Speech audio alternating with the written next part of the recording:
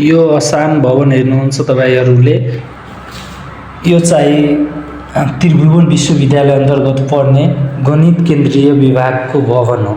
जहाँ हेर्नु त गाँजा खना भनेको चाहिँ यहाँ हेर्नु त सबै गाँजा खाएर यहाँ सबै यो वाटर गन यहाँ हेर्नु त यो वाटर गन छ अनि सबै गाँजा खाने अनि यहाँको झ्यालको जति काँचहरू लागेको झ्यालमा सबै तोडेको छ फोडेको छ। यहाँ जति यहाँ पनि हेराइरहेको छु। यता हेर्नु त यो ट्युबवेलहरू छ त्यो सबैलाई तोडेर फ्यालेको छ, सबै नोक्सान गरेको छ।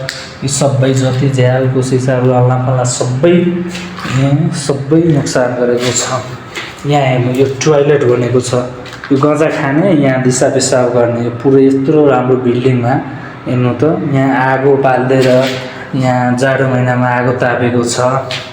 त्यस्तै यहाँ हेर्नु त सबै सिसाहरू फोडेको छ, सबैतिर त्यही हाल हो।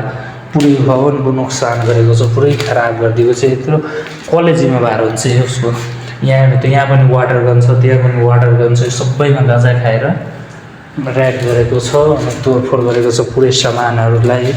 यहाँ हेर्नु त्यो सबै सामान एउटा पनि सामानहरू यहाँको काम लाग्ने भएन। अनि यो करोडौँको बिल्डिङ बनेको छ, अर्बौँ खर्च भएको छ। अनि यसको कसले जिम्मेवार हुन्छ? अनि नेताहरूले देश बनाउने कुराहरू भाषणहरू गरिरहेको हुन्छ।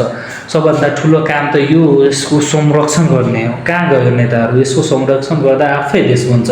यति नोक्सान भयो अनि कसले तिर्छ? यो